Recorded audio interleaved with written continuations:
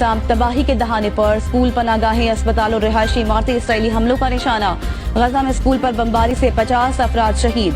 Al-Quds अस्पताल पर Israeli forces के हमले में 1 फलस्तीनी शहीद और 19 जख्मी हुए। इसराइली फौज ने मगरबी किनारे में भी मजीद 19 फलस्तीनियों को शहीद कर दिया। नकल मकानी करने वाले बेघर अफराद पर भी इसराइली बमबारी।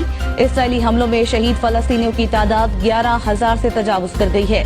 शोहदा में 4,880 बच्चे और 3,000 से ज्यादा खवातीन शामिल हैं, जबकि 27,000 से ज्यादा फलस्तीनी जख्मी हुए हैं।